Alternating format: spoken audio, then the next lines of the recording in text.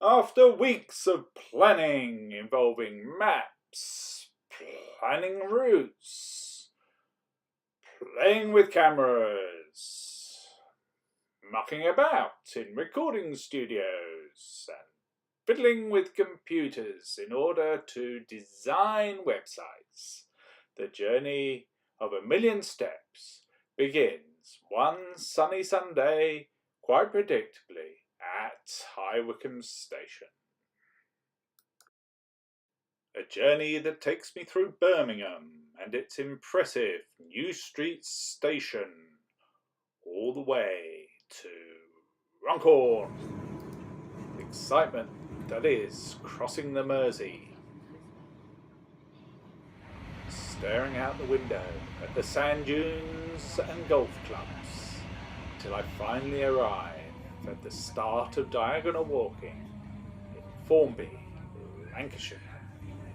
So there we are, the first footsteps of what might be sort of hundreds of thousands, who knows, but let's hope so anyway, otherwise I'd have failed. And welcome to a sunny Formby, although we're not immediately into the dunes, we're more into this pine forest, and we're actually not in Formby but in Freshfields, which is a rather nice little suburb of Formby, although I don't know if the people of Formby might call it that.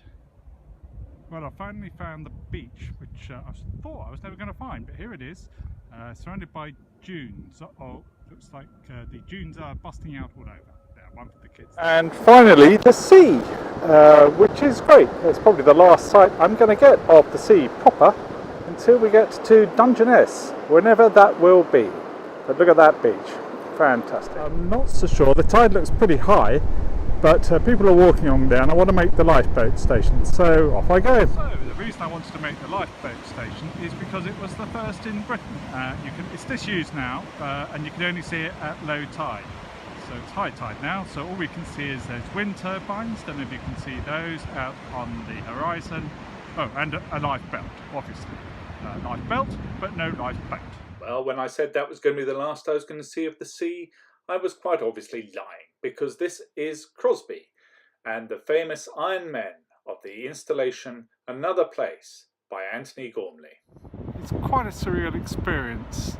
I don't know if you can see it, but there, that head there just suddenly appearing from underneath the waves. And in the time it's taken me to walk over to that, about 30 yards, that marooned one now is now completely surrounded by sand. They were originally planted, if that's the right word, in Norway, and they were supposed to go on to New Jersey from here, but that was 20 years ago, and they're still here. So I suspect that the people of Formby, or indeed Crosby, have taken them to their heart. Well, this seems a pretty apt way to finish this first film, but I'll leave it to me to finish. I was really pleased to be able to get here in time to see these, or not have to wait too long. I'm going to stop now because my phone is about to run out of battery.